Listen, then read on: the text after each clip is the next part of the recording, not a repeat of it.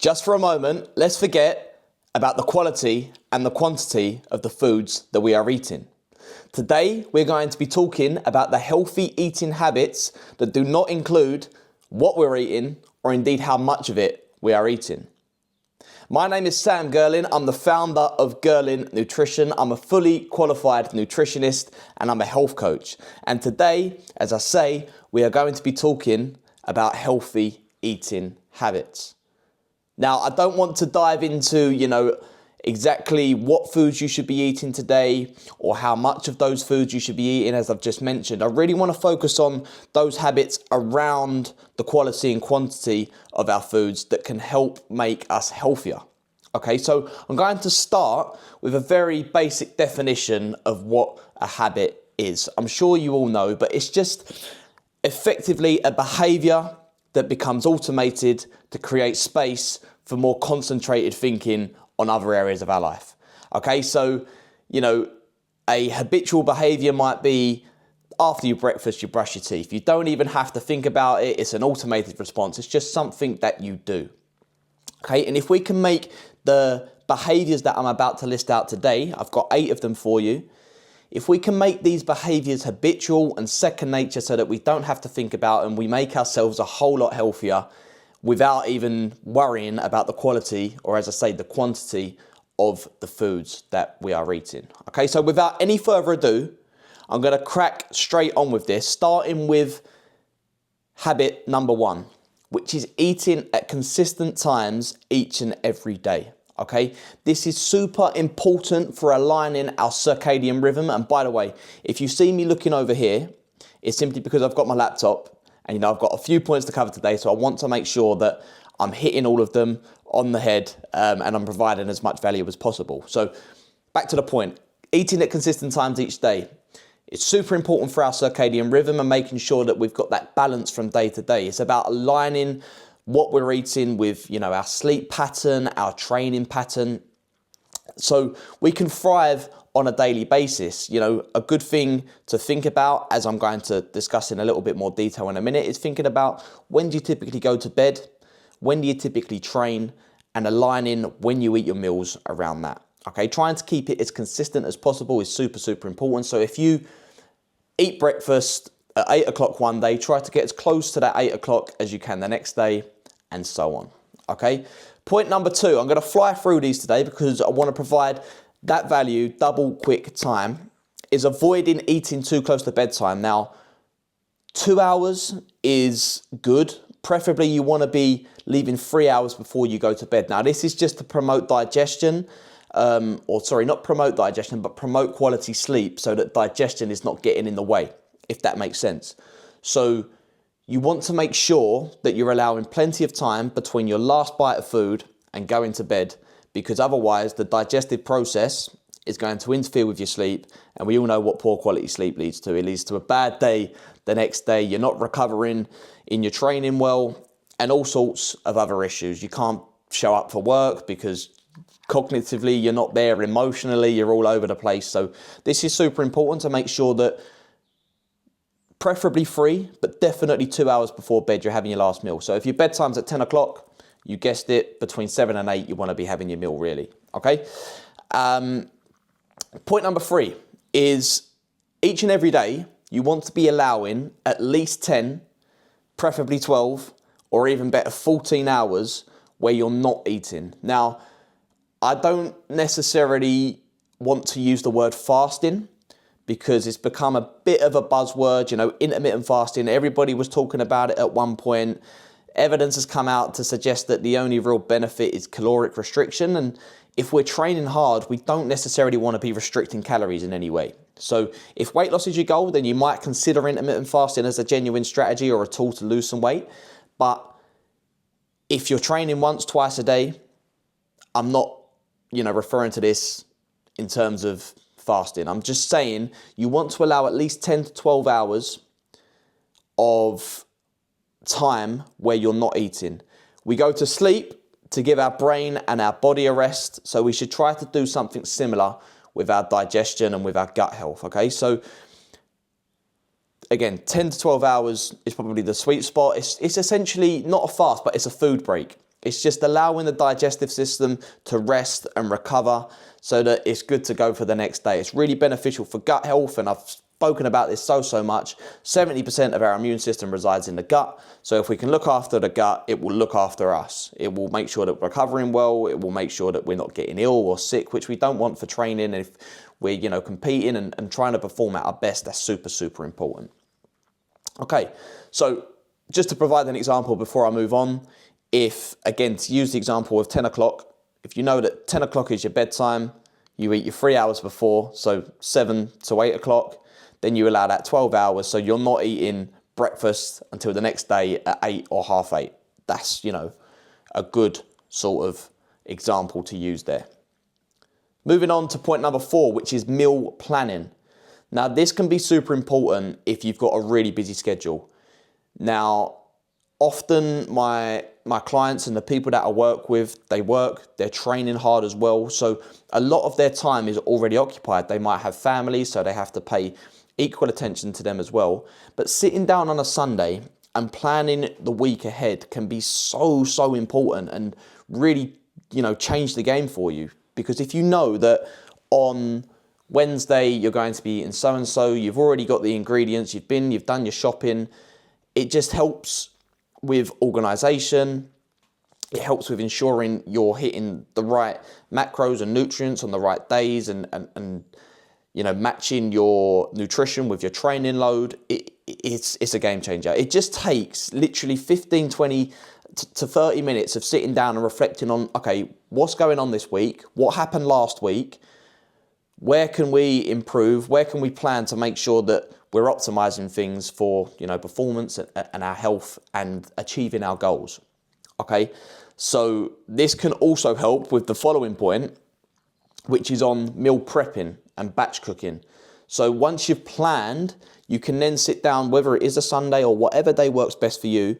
Once you've planned your week, you might decide that, okay, I'm going to cook on Sunday my lunches for the next 3 days. Or you might cook in batches. So you might cook a big pot of rice, you might cook some grilled chicken, some roasted vegetables, put it in the fridge, and you've got some staples there ready to go for whenever you need them throughout the week. Okay, so you've identified what recipes you're going to be cooking in your plan, when you're going to be eating them, and then point number 5 is actually prepping and batch cooking those recipes so that you're good to go.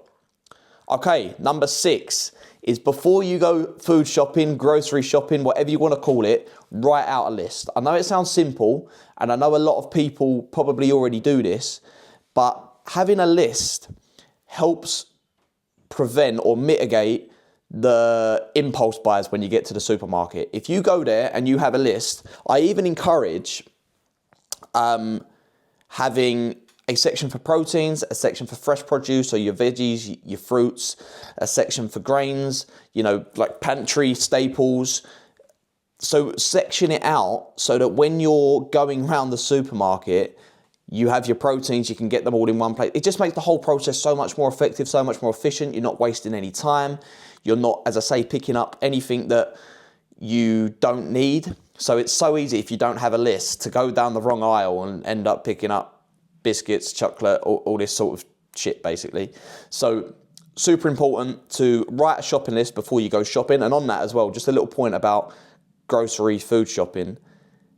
A little tactic here is to eat or make sure you've eaten something before you go shopping. So the last thing you want to do is go shopping hungry, because that's when your hunger can dictate the foods that you buy. You might get cravings whilst you're in the supermarket and suddenly you're deciding to dip into the donuts. You see that Krispy Kreme section and you're in there, you're getting a 5 box, you're going back, you're smashing it because you're hungry.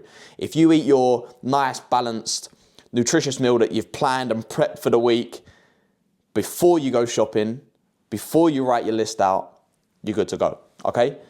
Now, number 7. This one might sound a little bit woo-woo to some. It might not be for everyone, but I really do recommend it. It's something that I've tried myself. And especially when, there's a particular goal that I might have noticed that I'm stagnating with or that I've plateaued and I'm not making progress, having a food and mood journal or a diary where you actually just sit down and at the end of each day or after each meal, you just write a little bit about how the meal made you feel. At the end of the day, you might write how your energy levels sort of, dipped and spiked throughout the day. And that can really help inform the decisions that you make with your food choices in preceding days and weeks.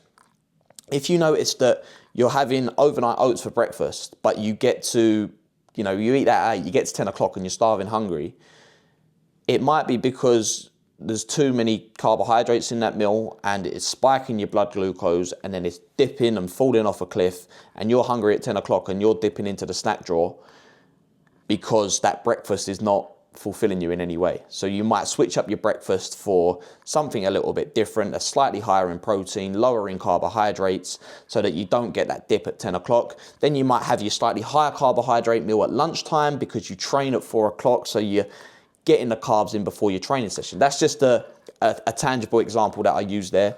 But keeping a note of how foods make you feel can be a game changer. Genuinely, it might sound a bit woo-woo, but hear me out, try it, just try it. It is well worth trying to integrate as a habit. Try it for 1 day, 2 days, 3 days, and then before you know it, you might have strung together 7 days of food and mood journaling, and you integrate it as a habit, okay?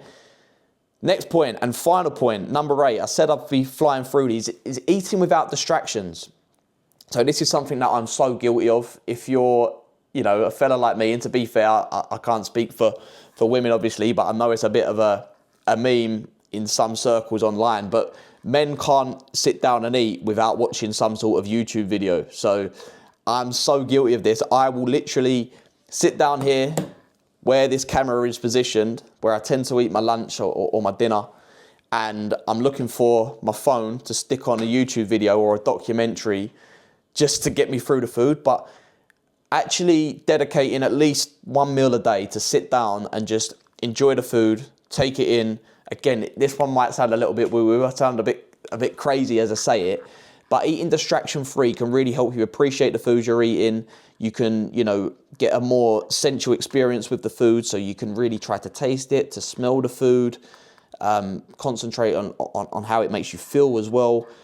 And that can really help you avoid wolfing the food down, eating it double quick time, and then you're less in tune with your hunger and satiety cues. So if you eat too quickly, you don't necessarily know when you're full, and you might dip in for extra portions that you don't need. So taking your time with your food, making sure there's no distractions around, can be really, really helpful.